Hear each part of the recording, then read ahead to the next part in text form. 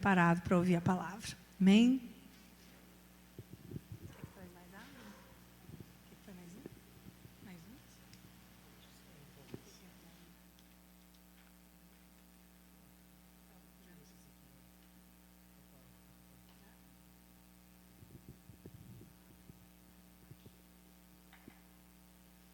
Amém, glória a Deus. Glória a Deus. O Senhor é bom, amém? Amém.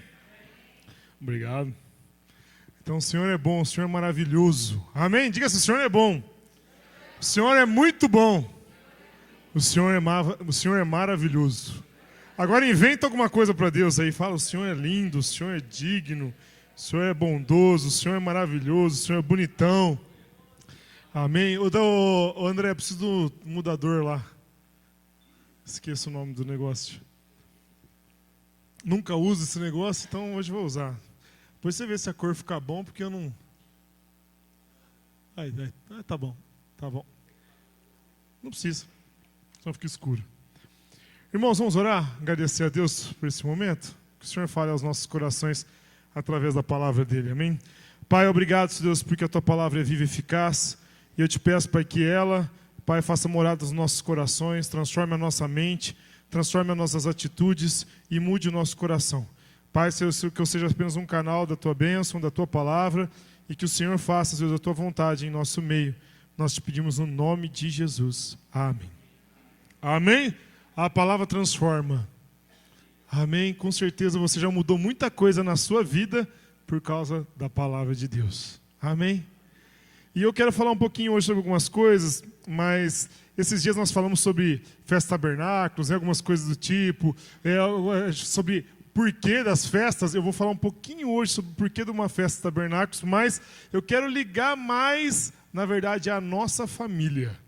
Tá? Então eu quero que você pense que você tem uma família e Deus quer mexer na sua família. Amém? Amém? Amém. Tem uns que não querem que Deus mexa na família, né? Tudo bem, mas eu quero. Amém? Amém. Então se você quer, concorde aí, em nome de Jesus. Amém? Bom, irmãos, é interessante que nós temos falado muito sobre família, porque uma família fraca, se as famílias estão fracas, a igreja fica fraca. E a igreja vai começar a ficar capenga, porque, na verdade, a família, a casa da pessoa, muitas vezes está fraca. E se as famílias estão fortes, a igreja vai estar forte, porque a igreja é composta por famílias. Deus começou lá no começo, no comecinho, né, no nosso mundo aqui, colocando família. O projeto de Deus é em cima da família. E o diabo tem lutado para destruir a família. Se você observar, o que mais tem criado de leis, o que mais tem o pessoal tentado atacar é a destruição na educação, é a questão de enfraquecer a família, desde as crianças. Desde divisões na família, separações. Você vê que a separação hoje é mais fácil do que você fazer muitas vezes casamento. Você vai lá no cartório, você separa rapidinho. Para casar demora muitas vezes mais. E você quer fazer casamento com comunhão universal de bens? Não sei se você já foi fazer. Eu fui fazer quando eu casei. É mais trabalhoso e você paga mais. Você paga mais caro. Né? Você tem que pagar uma taxa lá de uns R$400 a mais, porque você quer fazer comunhão universal de bens, por exemplo. Ou seja, você quer unir tudo que você tinha antes com uma pessoa após o seu casamento. Você paga mais caro por isso. Ou seja, cada vez mais difícil a gente ter uma família. Está cada vez mais difícil as famílias estarem unidas. O diabo tem lutado contra a família. E nós vamos estar vendo algumas coisas sobre tabernáculo. O que é tabernáculo? Quem lembra o que é um tabernáculo? Alguém lembra? Ninguém lembra? Quem gritou? Cabana. Cabana. Hoje a gente não vive mais em cabaninhas, correto? Hoje a gente vive numa casa, provavelmente você deve estar numa casa de tijolos, né? Você deve ter um telhado sobre a sua casa, ou de madeira, que seja, mas a gente não vive mais em cabanas. No passado, né, Deus instituiu uma festa, que chamava Festa dos Tabernáculos. É a festa das cabanas. Né? Agora, interessante que Deus ele coloca festas, né, no calendário judaico ali, tem muitas festas. Ali, se vocês observarem, tem umas cabaninhas, né, um monte de cabaninhas em volta, e ali era o tabernáculo, onde descia a presença de Deus. né, onde a presença de Deus entrava e falava com o sacerdote que tivesse naquele momento ali, no Santo dos Santos. Eu vou estar mostrando uma imagem um pouquinho melhor. Mas a palavra de Deus mostra alguns versículos, Deuteronômio aqui que eu estou citando, 8, 2 a 5, sobre o sustento do Senhor Deus que Ele deu no deserto, enquanto o povo estava no deserto. Vemos também em Levítico 23, quando Ele institui a festa dos tabernáculos. Ele coloca uma festa para o povo, a partir do 15º dia ali. Agora é interessante que, por que Deus mandou que o povo de Israel fizesse uma festa assim? Ele fala lá para o povo pegar, sair da sua casinha, montar uma barraca ali do lado. O pessoal até hoje, muitos judeus comemoram dessa maneira.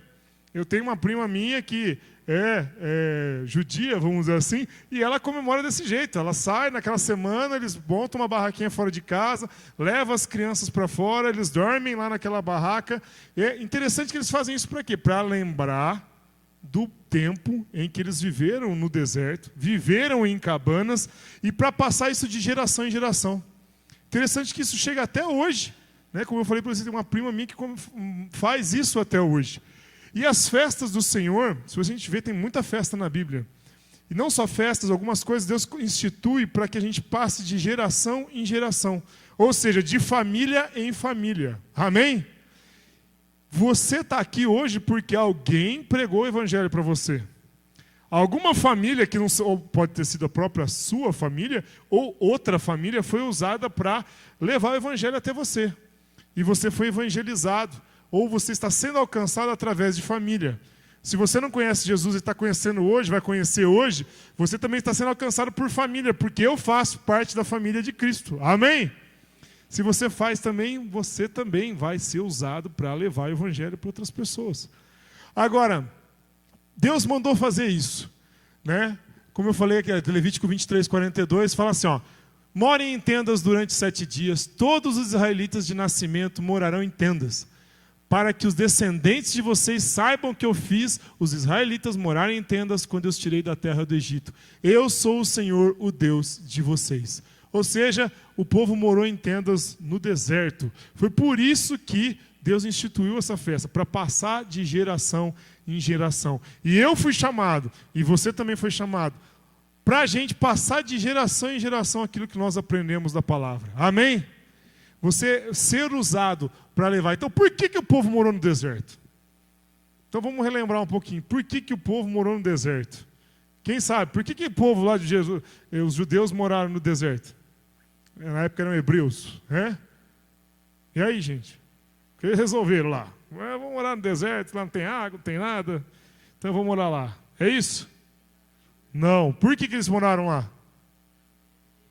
Estavam fugindo onde? Do Egito. Tudo começou com José. Esse é o José. Tá? José, quando, não sei se vocês lembram da história de José, tinha vários irmãos, aí um dia ele é preso, ele vai levado como escravo para o Egito. Depois de muito tempo, Deus vai prosperando a vida dele lá e depois ele vira governador do Egito. Lembra disso? Quem lembra disso? Levanta a mão. Quem não lembra, começa a pesquisar sobre a história de José. E José foi governador do Egito por um tempo, depois ele morreu, e ele levou, antes dele morrer, né? Ele levou toda a família dele para o Egito. Olha lá no fundo tem umas pirâmides que sumiram. Está batendo muito sol nas pirâmides. E aí eles foram todos para o Egito. Só que com o passar do tempo, com o passar dos anos, o faraó seguinte, e não só ele, como os próximos, começaram a escravizar o povo hebreu, porque eles começaram a se procriar, começaram a ter muita gente, e eles começaram a ficar com receio que o povo hebreu até mandasse neles. Então eles começam a escravizar o povo. Então, cadê? Olha lá, escravos. Aí tem um pessoal dando uma chicotada neles lá. E eles foram escravos no Egito. Mas Deus levantou Moisés. Deus levantou Moisés, e o Moisés... Está um pouco clara a imagem. Depois, se o João puder dar uma regulada ali. Então, eu clareei a semana passada que o pastor não estava com... uma imagem estava escura. E o Moisés foi levantado para tirar o povo do Egito. E ele tirou o povo do Egito. Passou pelo Mar Vermelho. Olha lá o Mar Vermelho. Passou pelo Mar Vermelho. O pessoal passou pelo Mar Vermelho. E depois, ali em cima é o maná, não está nem aparecendo o maná. E depois passaram pelo maná, lembra? Veio o maná do céu, foram alimentados no deserto, veio a provisão do Senhor.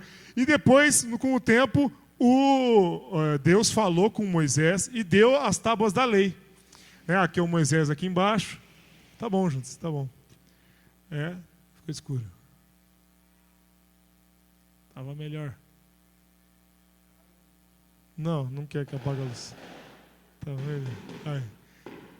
E aí depois, não está passando? Aí, tá bom aqui. Deus falou com Moisés e deu um período, inclusive uma das festas também, Yom Kippur, que é um período de intercessão, perdão e uma nova chance que Deus estava dando para o povo. Lembra quando Moisés subiu ao monte, quando ele estava lá, Deus deu os 10 mandamentos para ele, o povo levantou um altar lá embaixo, criou um bezerro de ouro e começou a adorar outras coisas. Aqui a gente lembra muito bem que, muitas vezes, quando Deus começa a demorar, a gente dá um jeito de resolver as coisas do nosso jeito. Deus estava demorando a resposta, o povo chega e começa, Moisés não está vindo, vamos fazer um Deus. E esse aqui é o Deus que tirou a gente do Egito. E eles fazem um bezerro de ouro. Às vezes você pode falar assim, mas isso é um absurdo, né? Que povinho ingrato. Eu não faria isso. Não faria? Será que já não fez? Quantas vezes, às vezes você ora, pede a Deus alguma coisa, Deus não faz, e você vai lá e mesmo assim você compra. Mesmo assim você vai lá e faz. Mesmo assim você vai lá e levanta alguma coisa para te ajudar. E você vai tomando atitudes contrárias à vontade de Deus. Você pode não estar se prostrando perante algo, mas você está colocando a sua vontade na frente de Deus, não fazendo a vontade do Senhor. Lembre sempre disso. Mas Deus levanta então esse período de misericórdia, de perdão, e Deus dá perdão ao povo e dá uma nova chance para o povo. E em Êxodo 25:8 fala assim, e me farão um santuário para que eu possa habitar no meio deles. Um santuário, um lugar de habitação para a presença do Senhor.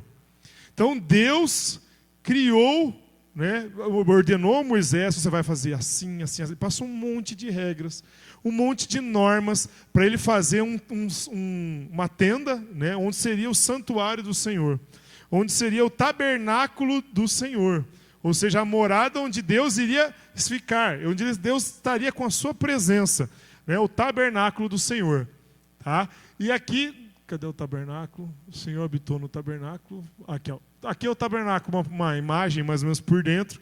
Por fora tinha as tendas do pessoal, depois tinha uma área separada onde faria os sacrifícios, onde lavavam as mãos e tudo mais. E dentro do tabernáculo haveria o candelabro ali em cima, os pães da proposição, tinha ali também a arca, lá dentro do Santo dos Santos, aqui o incenso também.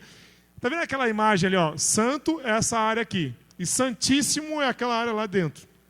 No lugar santíssimo, ou santo dos santos, o sacerdote não entrava ali toda hora que queria, não podia entrar qualquer um.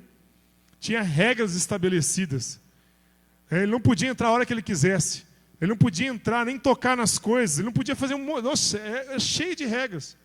Mas lá dentro, ou seja, só entrava o sumo sacerdote. Ou seja, não era para qualquer um. Não era para o povo, não era para os outros sacerdotes que ficavam lá fora, ficavam no máximo no lugar santo, era para o sumo sacerdote entrar, para fazer expiação pelo povo, para pedir perdão pelos pecados, tinha todas as regras que ele tinha para entrar lá dentro. Ou seja, para entrar na presença de Deus, era só o sumo sacerdote, uma vez por ano. Já pensou nisso? Pensa bem. A gente não poderia entrar na presença de Deus. Só poderia entrar o sumo sacerdote, uma vez por ano, para interceder pelo povo. E ele tinha que ter todo um ritual. Você pode olhar na Bíblia lá depois, todo o ritual para que ele pudesse entrar lá dentro. Senão ele também poderia ser fulminado lá dentro. Poderia morrer lá dentro. Porque ele tinha que estar perfeitamente santificado da maneira como Deus tinha mandado. Ou seja, só o sumo sacerdote entrava. Você não entraria, nem eu, na presença do Senhor. Mas lá estava a presença do Senhor. Descia fogo, descia fumaça, fazia um monte de coisa. E era o lugar. o lugar da presença do Senhor. Tá? Agora, o tabernáculo, esse tabernáculo, depois foi construído um templo maior ainda, com Salomão. Salomão depois construiu um templo suntuoso e muito maior do que aquela tenda, com os mesmos princípios, né, que tinha um lugar santo dos santos, o santo. Só que esse lugar, depois de muitas guerras, foi destruído, não existe mais. Tá? Não conta os que fizeram hoje em dia. Tá? Tem um pessoal que faz umas cópias hoje em dia, virou até, tem aqui, tem em São Paulo, tem outros lugares, acho que em Campinas, parece que fizeram outro também, mas é só para tentar reproduzir, né, o que era aquela época. Agora, esse tabernáculo, o lugar onde era a casa de Deus, foi destruído. Não existe. Não existe mais. Ou seja, depois de algumas guerras, foram destruídos, levaram a arca, levaram todas as coisas, levaram tudo, destruíram tudo. Né? Mas, mesmo com tudo isso, alguma coisa melhor ainda estava por vir. Amém? Uma coisa preparada por Deus, muito melhor do que o tabernáculo. Porque, como eu falei para vocês, só podia entrar uma vez por ano. Só podia entrar o sumo sacerdote. Ou seja, uma pessoa selecionada para interceder por todos nós. Imagina, você quisesse pedir perdão a Deus das coisas, você tinha que levar um sacrifício. Você tinha que passar expiação para o sacrifício. Eles pegavam aquele sacrifício, matavam o sacrifício, o bodinho lá, sei lá, o que fosse, a ovelha, o que fosse, derramavam o sangue, fazia todo o processo para você ser perdoado daquele pecado. Não era fácil. Mas Deus tinha um plano muito melhor. Amém? Deus tinha um plano muito melhor. Foi um período que Deus usou dessa maneira, para o povo aprender. E para eu creio dessa maneira. Se você observar, você podia falar assim, mas Deus podia ter feito de outro jeito desde o começo. O interessante é que assim como Ele institui festas para a gente lembrar do que foi do passado, Deus mostra para a gente as coisas do passado e mostra para a gente hoje o caminho que foi percorrido a chegar até a gente e para a gente ver as bênçãos que nós temos hoje que eles não tinham lá atrás. Amém? Você vai ver que hoje nós temos muito mais facilidade ao acesso a Deus do que eles tinham naquela época. Mas só com isso a gente vai poder aprender a dar valor também à presença de Deus. Ou seja, Deus tinha um plano muito maior. Não está passando. Aí, passou. Que era a promessa de Jesus Cristo. Amém? Jesus Cristo. Mateus 1,23 diz assim: a virgem ficará grávida e dará à luz a um filho.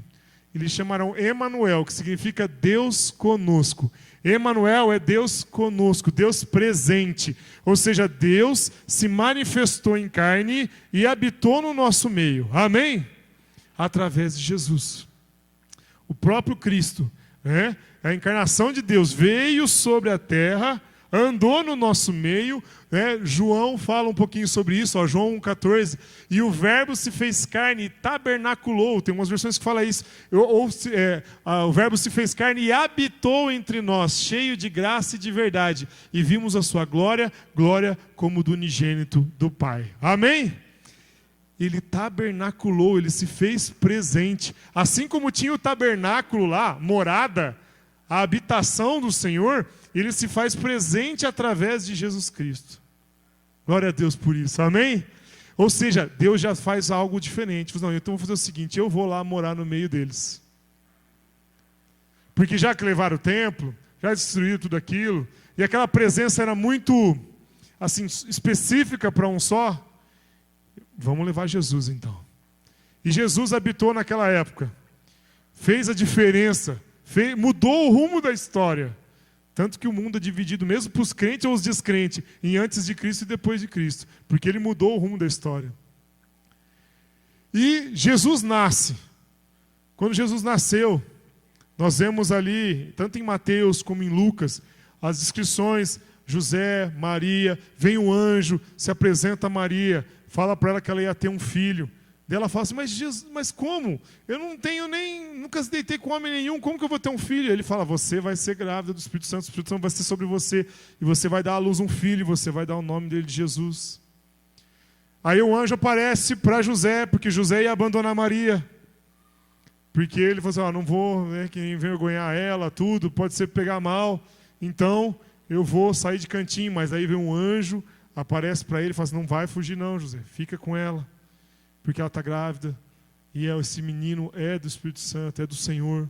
E aí ele fica, pega ela depois, ela está grávida, eles vão para fazer o censo, né? O rei Herodes na época tinha mandado fazer o censo, e aí ele vai fazer o censo lá na terra dele, e no meio do caminho ela vai dar à luz, chega numa hospedaria, a hospedaria está lotada, e ele vai lá na parte onde estão os animais e coloca numa manjedoura Jesus quando nasceu. E aí vem uns pastores falar com eles, né? Vieram adorar ele, que um anjo também aparece para os pastores. E depois vem uns magos. Gente, não é rei mago, gente. Todo mundo conta, os 3 reis magos. Não é rei, não está escrito na Bíblia que eles são reis. Tá? É 3 magos. E 3 caras que podem ser que nem crescem coisa, meio mística a coisa mesmo. Podia ser gente malucaça, a gente não sabe, mas Deus sabe todas as coisas. Eram 3 magos, é o que a Bíblia fala. E eles, através das estrelas, e tinha uma estrela que apontava sobre aquilo, e havia uma profecia sobre isso, eles provavelmente estudaram sobre isso também, e foram para ver quem era o Rei dos Reis.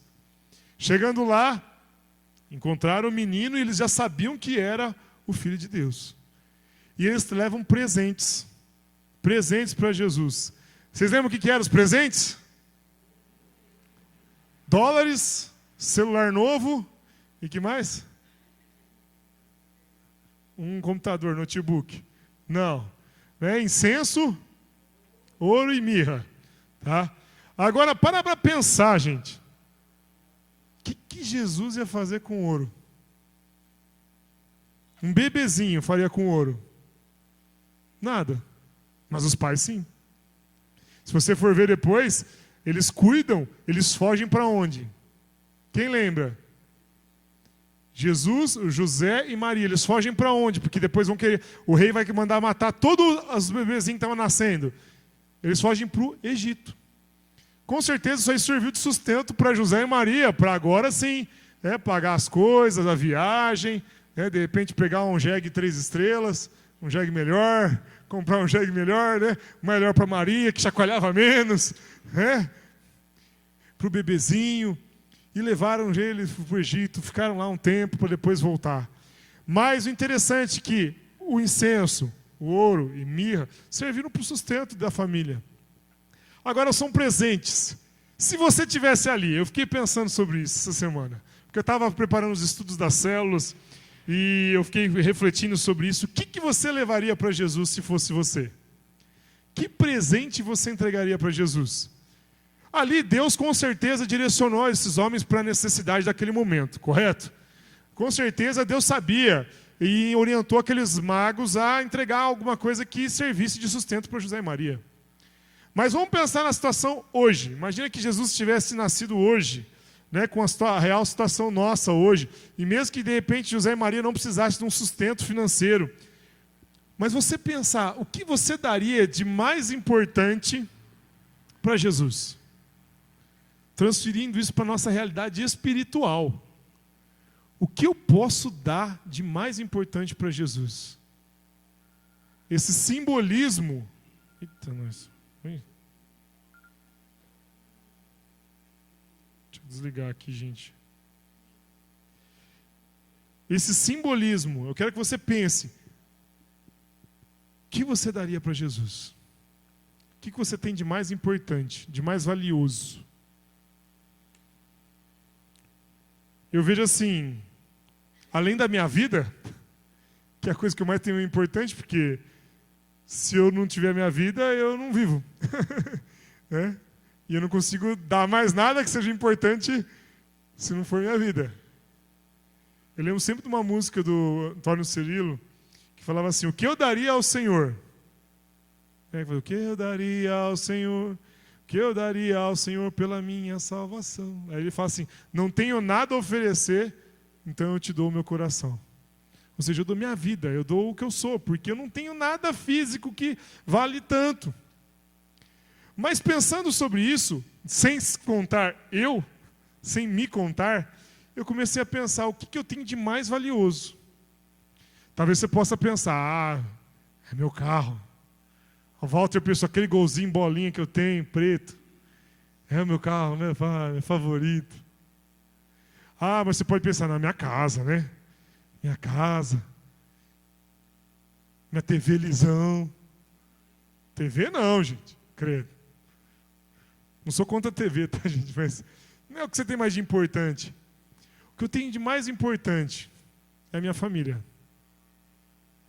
Se não for contar eu, o que eu tenho de mais importante é minha esposa e minhas 2 filhas. Depois meus pais, meus irmãos. Mas o mais próximo de mim, aquilo que eu mais amo, aquilo que eu mais me apego, aquilo que eu mais cuido, é a minha família. É meu pai, minha mãe, minha esposa e minhas 2 filhas, que eu estou ali todo dia, toda hora. E a minha pequenininha nova ali, 3, quase 4 meses, né? Eu tenho falado bastante de criança, né? Toda vez que eu prego, eu falo de nenê, né?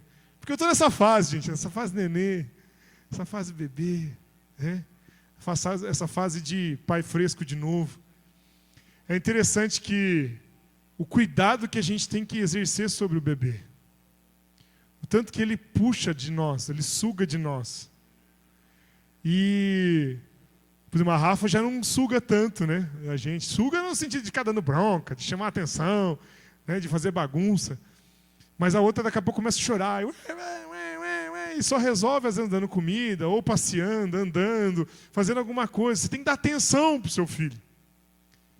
E eu fiquei pensando, imagina ligando isso a Abraão. Abraão deu o que ele tinha de mais valioso, que era o filho dele. Quando Deus falou assim, eu quero que você faça o sacrifício do seu filho. Ele pegou o seu filho e saiu para sacrificar o seu filho. Eu fico pensando assim, hoje como eu sou pai, isso a situação para mim é totalmente diferente quando eu era adolescente. Eu olhava essa história e falava assim, não, eu também faria.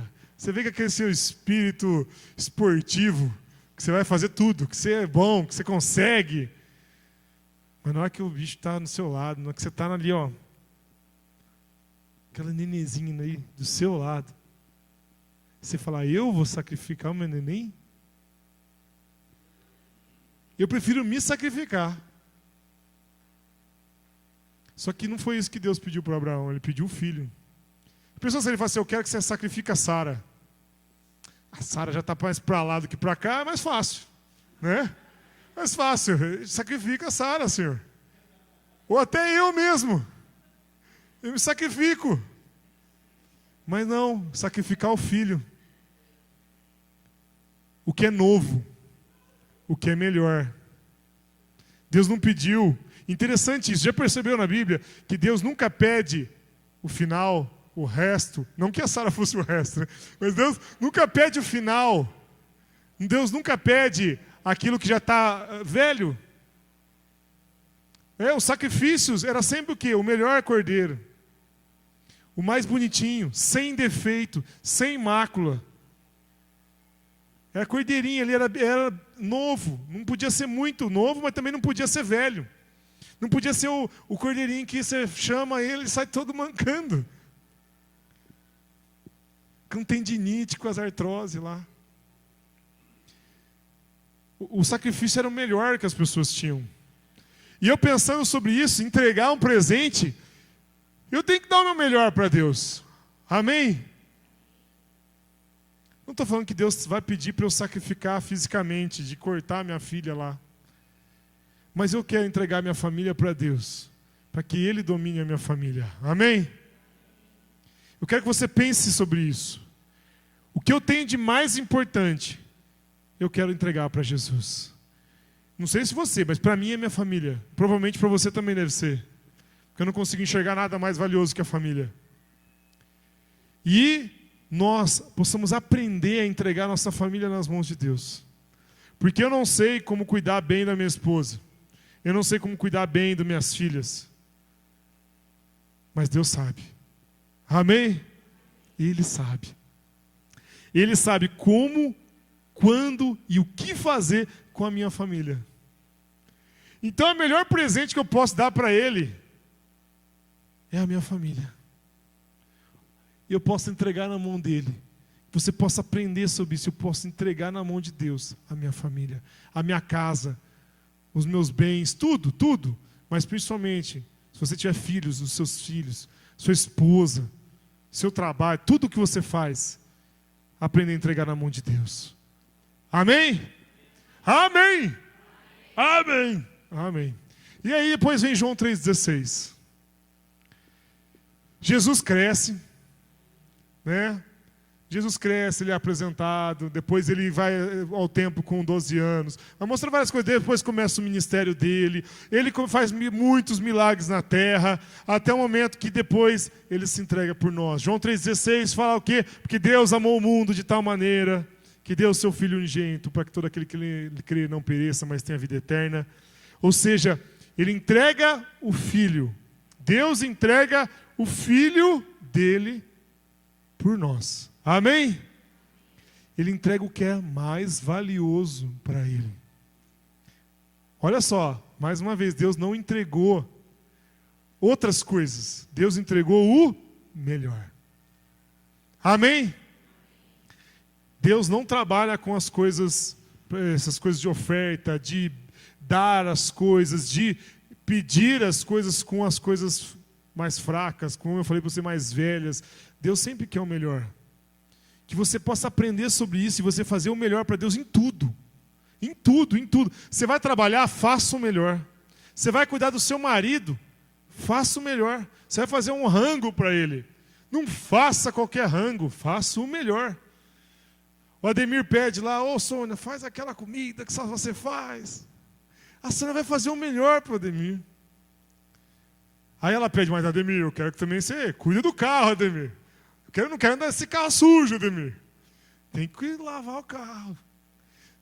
E outras coisas mais, isso aí é só supérfluo, né? Mas cuidar um do outro, cuidar, amar, respeitar. Marido, amar a sua esposa, como a palavra de Deus diz, como Cristo amou a igreja, dando a sua vida por ela. Ou seja, faça de tudo pela sua mulher. Mulher, seja submissa aos seus maridos, como a palavra do Senhor também manda. Ou seja, nós temos que andar juntos, marido e mulher têm que andar juntos, filhos também juntos. Se você não tem mais familiar próximo de você, pense na sua família espiritual, os irmãos aqui, ó, um dos outros, os seus amigos mais próximos, que você possa mostrar amor para essas pessoas e cuidar uns dos outros. Que você ame essas pessoas. Jesus, ele foi entregue, o Filho unigênito dele foi entregue por nós. Agora, preste atenção. Nós falamos que tinha um tabernáculo, tinha a tenda, onde Deus habitava. Só podia entrar o sacerdote, né, o sumo sacerdote, uma vez por ano lá. Depois a gente vê que veio Jesus. Tabernaculou em nosso meio. Veio em carne. Se manifestou no nosso meio. Andou, fez milagres. E depois se entregou. E morreu. Morreu na cruz por mim e por você. Ressuscitou e foi se assentar ao lado de Deus Pai. Ou seja, se você parar para pensar, você diz, não, mas a presença dele foi embora. Ou seja, tinha presença no tabernáculo, depois foi embora. Aí vem Jesus, habitou aqui no nosso meio, depois foi embora. E agora? O que sobrou? Mateus 27, 50 e o 51. Vamos abrir esse versículo, abre na sua Bíblia que não está citado aqui, só está escrito um textinho. Mas abre aí que eu acho muito bonita essa passagem. Mateus 27, 50. Mateus 27, 50.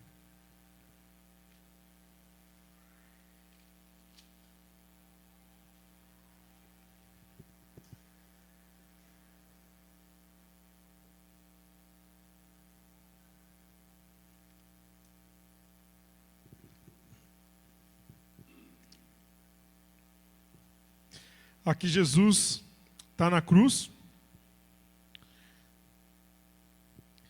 E no 50 fala assim: e Jesus, clamando outra vez em voz alta, entregou o Espírito. Então ele faleceu. Tá? Eis que o véu do santuário se rasgou em duas partes, de alto a baixo. A terra tremeu, as rochas se partiram. os túmulos se abriram e muitos corpos dos santos já falecidos ressuscitaram. E saindo dos túmulos depois da ressurreição de Jesus, entraram na cidade santa e apareceram a muitos. Dá uma parada aí. Só que está aqui. Olha só. Jesus morreu. Quando ele morreu, o véu no templo que separava o santo dos santos, do santo lugar ali, né? O santo, lembra que tinha um véu que o sacerdote só podia entrar uma vez por ano ali dentro? Lembra disso? Esse véu, esse pano que separava um ambiente do outro foi rasgado de cima a baixo. Ou seja, sabe o que isso significa para mim e para você? Sabe ou não sabe? A pastora sabe. Você sabe o que significa isso para você? Levanta a mão se você sabe. Se você não sabe, não levanta. Se você não sabe, quando o véu se rasga, ou seja, lá dentro estava a presença de Deus. Só lá dentro o sumo sacerdote entrava uma vez por ano. Mas quando Jesus morre, esse véu ele é rasgado. O templo é rachado ali e tal, e essa separação entre que só um sumo sacerdote podia entrar lá dentro, ela é rasgada. Ela não existe mais separação entre nós e o lugar santo dos santos. Ou seja, hoje você tem livre acesso a Deus. Amém? Hoje você pode orar e Deus te ouve. Hoje você pode buscar a presença do Senhor. O santo dos santos pode ser o seu quarto, vamos dizer assim. Hoje você pode entrar no seu quarto, como Jesus falou, entra no seu quarto, fecha a tua porta e ora ao teu pai que está em secreto. E o pai que está em secreto vai te recompensar. Ou seja, você pode buscar a Deus, a presença de Deus, diretamente com Ele. Amém? Você não depende mais de um sumo sacerdote. Você não depende mais de trazer um sacrifício para que você possa ser perdoado do seu pecado. Você pecou? Você teria que vir aqui com um bichinho, com alguma coisa, para a gente sacrificar e tudo mais. Não precisa mais disso. Amém? A palavra de Deus diz que o sacrifício perfeito já foi feito, que foi Jesus. Não há nada que você possa sacrificar. Ou se alguém te perguntar, mas por que hoje a gente não sacrifica mais bichinho? Pá, leva lá. Por que vocês não põem um bodinho aqui? Pá, mata, sai sangue, e aquela coisa. E por que a gente não faz mais isso? Porque isso não vai conseguir substituir o sacrifício que Jesus fez. Ou seja, não adianta mais nenhum sacrifício desse tipo, porque o Cordeiro perfeito já foi morto por nós. Amém? Ou seja, não há mais sacrifícios desse tipo para que a gente tenha redenção, porque Jesus já fez a única e suficiente redenção por nós, que foi a entrega dele na cruz por nós. Amém? Então não fazemos mais esse tipo de sacrifício, não precisa mais disso. E graças a Deus. Amém? Graças a Deus por isso. Que devia ser feio o treco, hein? Não é por nada não, mas devia ser um cheiro, devia ser uma coisa. Mas hoje nós temos livre acesso a Deus. A gente pode orar, você pode falar com Deus, né? Você pode estar buscando a presença do Senhor. Vai para frente para mim, André, que não está indo. Aí, para mim, tá bom. E nós temos outra coisa ainda. A palavra do Senhor diz que o Espírito Santo veio sobre nós. Os discípulos ficaram esperando em Jerusalém até que veio o Pentecostes, que eles receberam o Espírito Santo. E aqui em 1 Coríntios, Paulo diz assim no 6:9: ou não sabeis que o vosso corpo é templo do Espírito Santo, que habita em vós, proveniente de Deus, e que não sois de vós mesmos? Ou seja, traduzindo para você, você não sabia que o seu corpo, esse seu tabernáculo aí, essa sua casinha, tá? Isso aí que você tem, é templo, é tabernáculo do Espírito Santo? Ou seja, hoje o Espírito Santo mora em você, e habita em você, e ele vem de Deus. O Espírito Santo é o Espírito de Deus, e que não sois de vós mesmos. Nós não somos mais de nós mesmos, ele nos comprou com sangue. Amém? E o Espírito Santo hoje habita em nós. Se você entregou a sua vida para Jesus, o Espírito Santo habita em você. Você é o tabernáculo, casa, é o lugar onde o Espírito Santo mora. Amém? E isso, gente, presta atenção. Se a gente não estuda a história, se a gente não entende esse contexto, a gente não consegue entender que Olha que bênção. Hoje ele mora em mim. Na época lá, eles dependiam do sumo sacerdote uma vez por ano para entrar lá no Santo dos Santos. Depois teve Jesus. Mas Jesus ainda... Nós moramos no Brasil. Imagina Jesus lá, a gente aqui, a gente não teria acesso a ele naquela época também. Mas hoje o Espírito Santo mora em nós. E ele pode morar em mim e em você ao mesmo tempo. Todos nós podemos ter a presença do Espírito Santo na nossa vida, na nossa família e na nossa casa. Basta você querer. Basta você falar, Espírito Santo mora em mim. Eu me entrego a minha vida, eu entrego a minha vida, eu entrego a minha família. Eu quero. A palavra do Senhor diz que aquele que clamar e pedir, o Pai vai dar o Espírito Santo. Amém? Que Deus dá o Espírito Santo.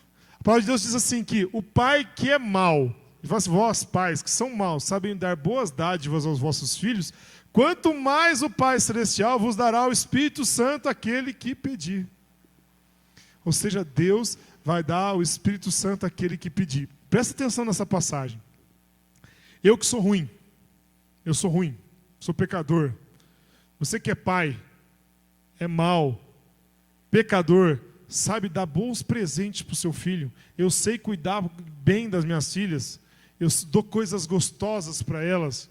Eu tento dar o melhor para elas. Se eu dou o melhor para minhas filhas, quanto mais o Pai Celestial, ou seja, mais ainda, Deus vai dar uma coisa muito melhor do que eu dou para minhas filhas. Ele vai me dar algo que excede tudo o que eu posso dar para minhas filhas.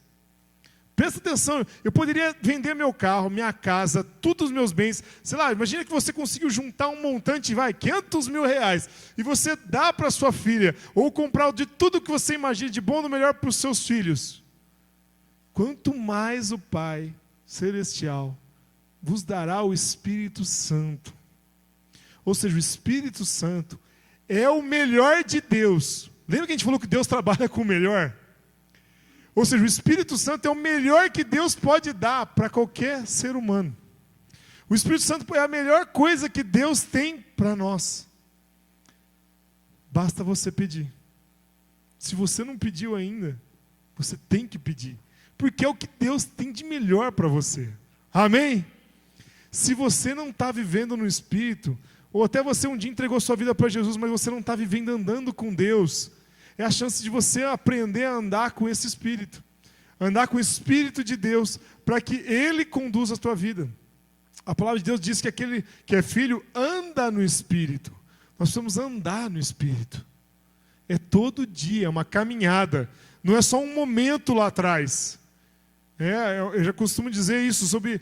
Se você começar a ver, principalmente na década de 90, aconteceu muito disso, uma teologia de que só bastava você erguer a sua mão e ir lá na frente num salão, porque está falando um apelo para Jesus, que você aceitou Jesus e resolveu o problema da sua vida e você não tem que mais fazer nada. Agora é só volta para casa, segue a sua vida. E não é assim, a gente sabe que a gente tem que andar com Deus. A gente sabe que é um processo. A gente anda com Deus dia a dia. Se você abandonar, você pode voltar tudo para trás. A palavra de Deus compara isso com o cachorro que volta ao próprio vômito, ou o porco que se revolve na lama depois de ser lavado. Quem já viu o cachorrinho comer vômito? Eu já vi, já. Nunca viram? Eu já vi. O cachorro da feira vomitava direto e lá comia, gente. O bichinho era... fazia isso mesmo. Ele vomitava na grama lá, daqui a pouco ele ia lá... Já pensou nisso? Ele compara isso, é como se você vivesse uma vida com Deus, se afasta, começa a pecar, começa a fazer todas as coisas, ou seja, você vomita, você volta tudo e começa a comer daquilo que você jogou para fora.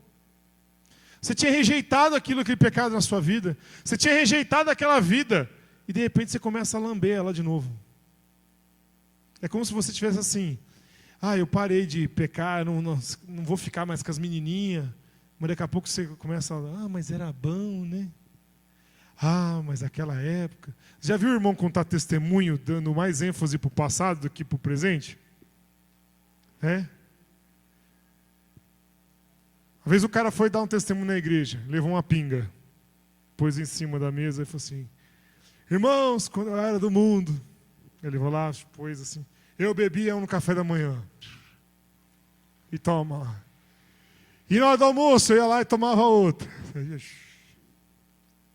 Depois do almoço, tomava outra. À tarde, outra. Aí, e vai. E foi contando testemunho. Chegou a noite, eu estava lá e tomava outra. Aí um irmão falou assim, irmão, deixa só um restinho aí no final para eu contar meu testemunho também. É? Falei, não, meu irmão, não é para fazer isso. Tem gente que só dá ênfase para essa parte errada da coisa. Nós temos que dar ênfase para a coisa errada, não. Vamos dar ênfase para o que Deus fez de novo. Amém? Porque Deus renovou a nossa vida. Ou seja, não volta para o vômito. Não seja um porco que foi lavado e depois pula na lama. Nós possamos entregar a nossa vida para Jesus. Entregar o comando da nossa vida para Jesus. O comando da nossa família para Jesus. E tudo que a gente for fazer, seja para Jesus. Amém? Que você pense sobre isso. E aqui no último versículo fala assim, Apocalipse 3:20. Eis que estou à porta e bato. Se alguém ouvir a minha voz e abrir a porta, entrarei em sua casa. E com ele cearei. E ele comigo. Ele está batendo a porta. Amém? Cristo está batendo a porta da sua vida. Você é a casa que Ele quer habitar. Ele quer fazer mudança na sua casa. Se você já aceitou que Ele entre, fala que Ele vai ceiar com você. Vai comer com você. Quando a gente entra na casa de alguém, a cozinha é um lugar que a pessoa, não é todo mundo que põe a pessoa na sua cozinha. Mas aqui, quando fala que Ele vai habitar em nós, e que nós não somos mais de nós mesmos, como está escrito no versículo de cima, ou seja, é como se você falasse assim, essa casa agora não é mais minha, é dele. Isso implica em que você não tem mais vontade sobre a sua casa. Você não tem mais vontade sobre o que você é. Você não tem mais vontade sobre aquilo que você quer. É Ele que tem a vontade. É Ele que tem o domínio. É Ele que é dono da casa. Então imagina uma casa mesmo. Se você tem na sua casa um lugar que você fala assim, aqui é o meu cantinho, é o meu quarto. Já viram aquela propaganda, acho que da Tigre? Que o cara chegava e falava assim, aqui vai ser o recanto do guerreiro. A mulher chega e fala assim, não, a casa, aqui vai ser o quarto das minhas mães. Uma coisa assim, ele está imaginando que ali vai ser a área de churrasqueira, com sinuca, e aí a mulher que dá o aval, isso aqui vai ser o quarto da mamãe. É uma coisa assim. É como se você tivesse vontade, mas se você entregou a sua vida para Jesus, você não tem mais vontade. Não adianta você escolher o que você quer pôr em casa. Não adianta você escolher na sua casa, falar assim, eu quero isso, eu quero aquilo. Tudo você vai ter que perguntar para Ele. Tudo você tem que pensar qual que é a vontade dEle. Para a sua casa, para a sua família. O que você vai fazer hoje, o que você vai fazer amanhã. É a gente ser dependente de Deus.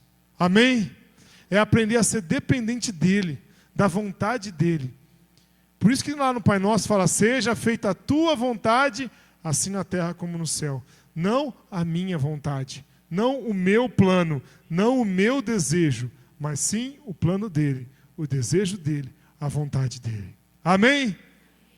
Se você quer isso na sua vida, você quer aprender a entregar esse domínio da sua vida nas mãos dEle, você quer aprender com que Ele mexa na sua casa, no seu tabernáculo, pensa, você é o tabernáculo, a presença dEle. Se você quer que Ele mexa mais em você, que Ele transforme a sua vida mais e mais, fique de pé no seu lugar, nós vamos estar orando, no nome de Jesus.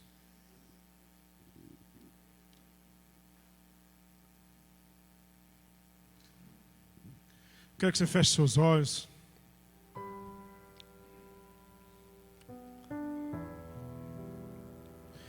Que você comece a pensar agora no que você tem mais de valioso. Assim como eu falei, que presente você daria para se Jesus estivesse aqui. Pensa aí na sua família, na sua casa, como a gente já falou. Pense na sua própria vida.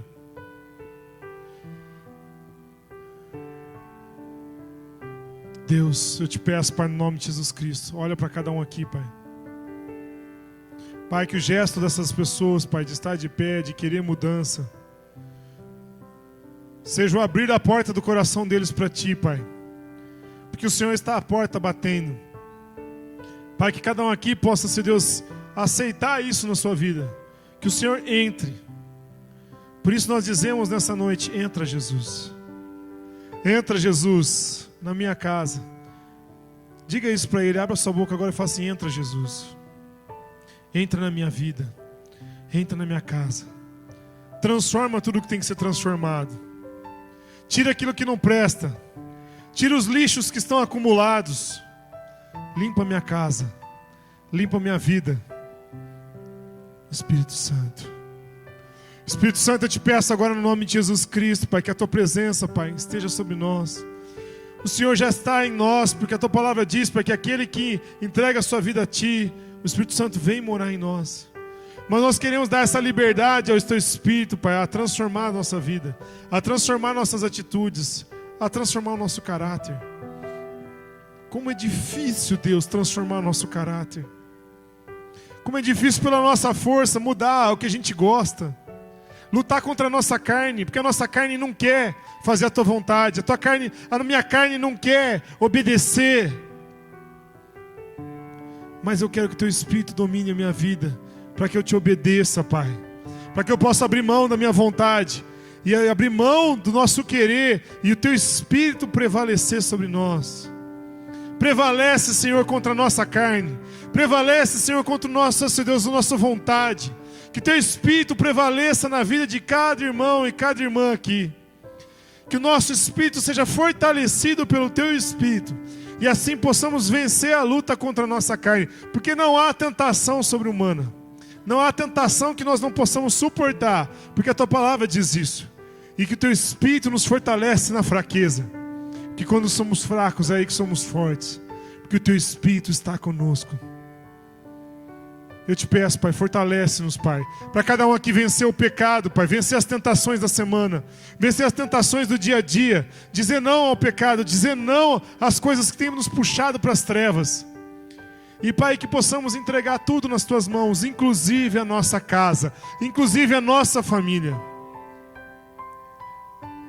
Diga assim, eu entrego a minha casa, a minha família, tudo que eu tenho, tudo que eu sou, nas Tuas mãos, ó Deus, no nome de Jesus.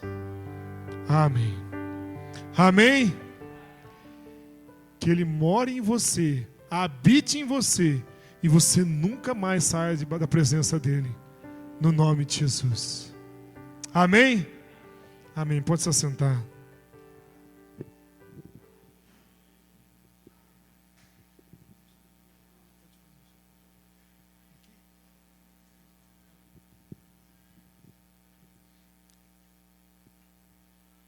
Amém.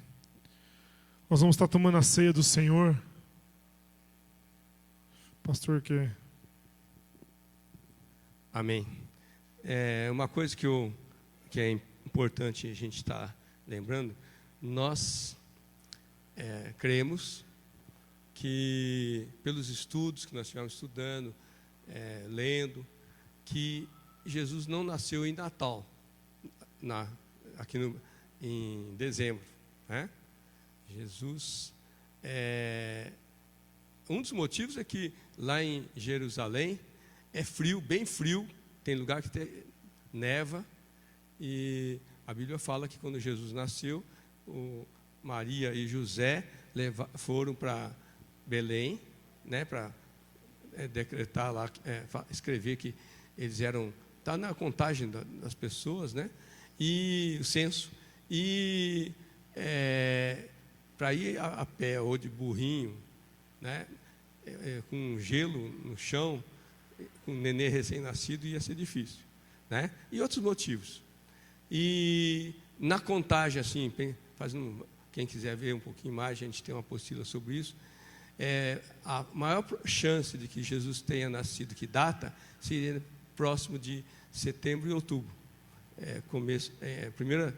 Segunda quinzena de setembro, a primeira de outubro. E nós estamos lembrando isso também, né?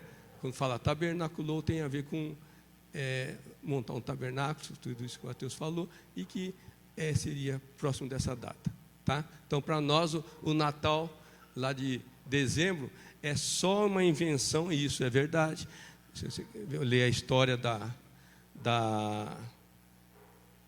de como foi inventado, instituído o Natal, né? Você vai ver que Natal foi quem inventou mesmo de fato foram os comerciantes.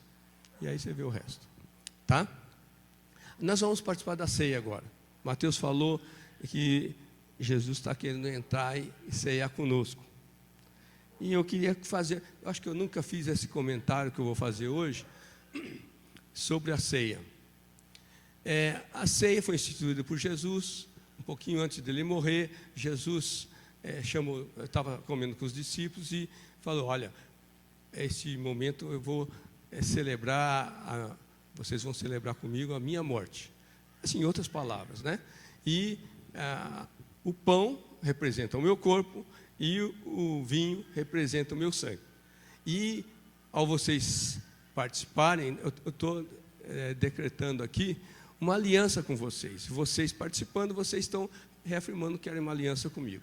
Tá? Lá em Lucas e Mateus fala bem claro sobre isso. Em 1 Coríntios, o apóstolo Paulo fala que ele recebeu, né, dos apóstolos, recebeu do Senhor Jesus, e ele passa em 1 Coríntios 11. Mas eu queria ler um versículo em 1 Coríntios 10, 16, para vocês entenderem uma questão que eu quero comentar aqui. É porque eu vejo o seguinte: muitas vezes nós comemoramos a morte de Jesus, a ressurreição, né, o sacrifício de Jesus na ceia, mas muitas pessoas podem, às vezes parece que não estão levando muito a sério isso.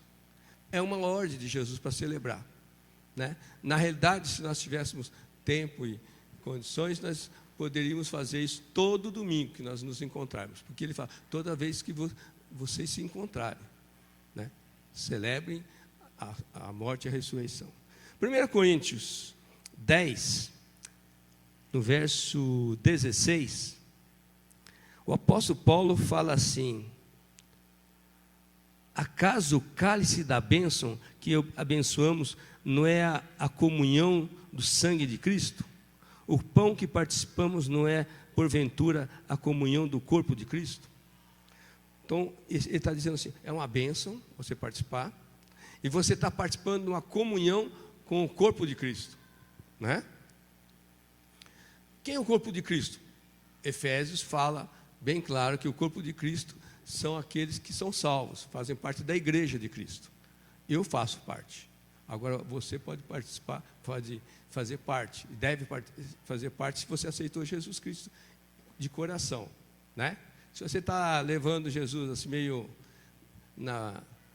como fala assim, não muito a sério, então você não faz parte do corpo de Cristo. E o corpo de Cristo não é só nós aqui, são pessoas de outras igrejas que também aceitaram Jesus e que estão levando a sério o andar com Jesus, certo? Mas aí está falando, em 1 Coríntios 10, está falando que é uma bênção, não é isso? O cálice da bênção que abençoamos.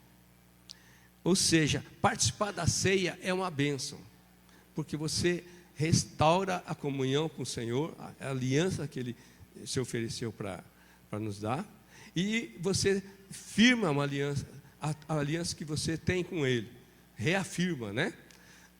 Depois, virando um pouquinho, no 1 Coríntios 11, eu vou ler só uma passagem que ele fala, desde o 23, ele está falando sobre ceia também, que eu já li em outras oportunidades. E quando chega no 27, ele fala assim: portanto, que qualquer que comer este pão ou beber o cálice do Senhor indignamente, será culpado do corpo e do sangue do Senhor. Aí depois 28, examine-se, pois, o homem a si mesmo, e deste pão, e coma deste pão e beba deste cálice. E quando está no 29, fala assim: porque o que come e bebe indignamente, come e bebe para sua própria condenação, não discernindo o corpo de Cristo. Peraí, mas lá no 1 Coríntios 10 está falando que você participa